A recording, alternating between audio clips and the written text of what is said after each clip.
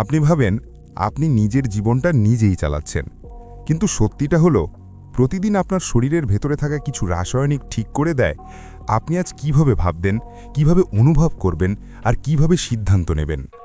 আপনি কখন অলস হয়ে পড়বেন, কখন ভয় পাবেন, কখন শুরু করেও মাঝপথে থেমে যাবেন, এই সব কিছুরই নিয়ন্ত্রণ অনেক সময় আপনার হাতে থাকে না, থাকে আপনার হরমোনের হাতে।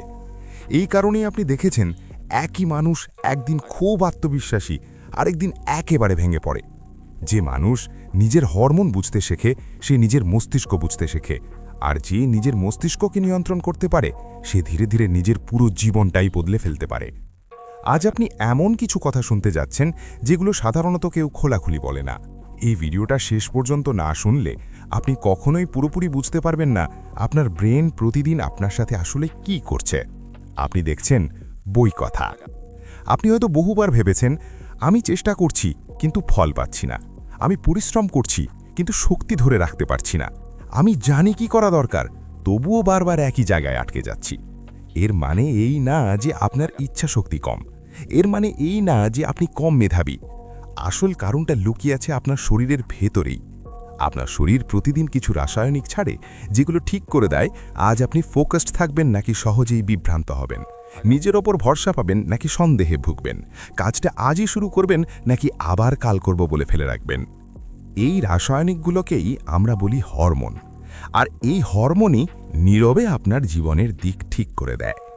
যে মানুষ নিজের শরীর আর মস্তিষ্কের এই সিস্টেমটা বোঝে না, সে সারা জীবন নিজেকেই দোষ দিতে থাকে। সে ভাবে আমি অলস, আমি পারি না, আমি অন্যদের মতো নই। কিন্তু সত্যিটা হলো সে মানুষটা কখনো শেখেনি কিভাবে নিজের শরীরকে নিজের পক্ষে কাজ করাতে হয়। যেদিন আপনার ডোপামিন ভুল জায়গায় খরচ হয় সেদিন আপনি বড় কাজ এড়িয়ে যান। যেদিন আপনার কর্টিসল বেশি থাকে সেদিন আপনি ভয়ে সিদ্ধান্ত নিতে পারেন না। আর যেদিন আপনার সেরোটোনিন ঠিক থাকে সেদিন আপনি নিজেই অবাক হয়ে দেখেন নিজের উপর আপনার ভরসা বেড়ে গেছে। এই বই আমাদের একটা সহজ কিন্তু গুরুত্বপূর্ণ কথা শেখায়। আগে নিজের শরীরকে বুঝুন, তারপর নিজের মনকে সামলান, তারপর পরিবর্তন নিজে থেকেই আসতে শুরু করবে।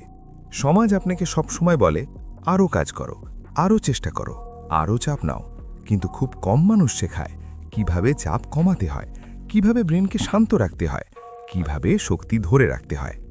এই কারণেই অনেক মানুষ ভেতর থেকে ধীরে ধীরে ক্লান্ত হয়ে পড়ে, যদিও বাইরে থেকে সব ঠিকই মনে হয়। আপনি যদি লক্ষ্য করেন যারা সত্যিকারের শক্ত মানুষ তারা সব সময় দৌড়ায় না, তারা জানে কখন থামতে হয়, কখন বিশ্রাম নিতে হয়, কখন চাপ নিতে হয় আর কখন ছেড়ে দিতে হয়। তারা হরমোনের সাথে যুদ্ধ করে না, তারা হরমোনকে ব্যবহার করতে শেখে। এই পার্থক্যটাই সাধারণ মানুষ আর শক্ত মানুষের মধ্যে ফারাক তৈরি করে। আপনি হয়তো খেয়াল করেছেন কখনো কখনো হঠাৎ খুব উৎসাহ আসে, মনে হয় এবার সব বদলে ফেলব, কিন্তু কয়েকদিন পর সেই আগুন নিভে যায়। তখন আপনি ভাবেন আমি কি আসলেই দুর্বল? না, এই ওঠানামা আপনার চরিত্রের সমস্যা না, এটা আপনার শরীরের ওঠানামা।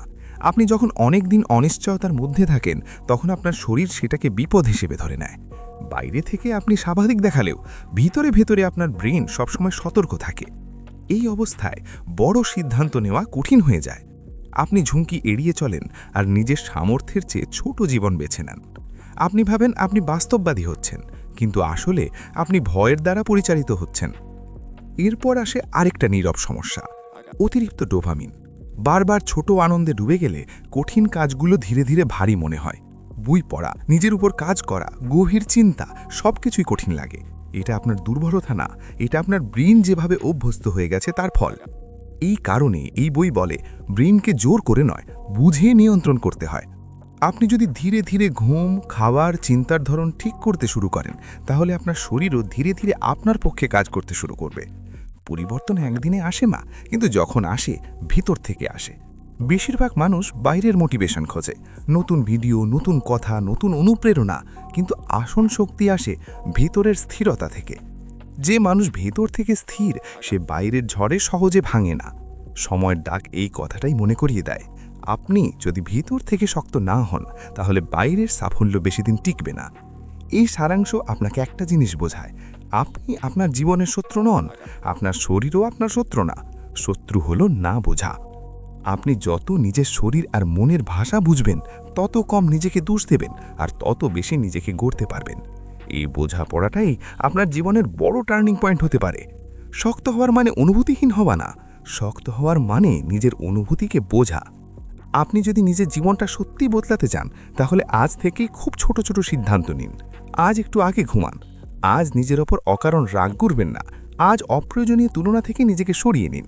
এই ছোট সিদ্ধান্তগুলোই আপনার শরীরকে নিরাপত্তার বার্তা দেয়, আর শরীর যখন নিরাপদ বোধ করে তখনই সে আপনাকে শক্তি দেয়।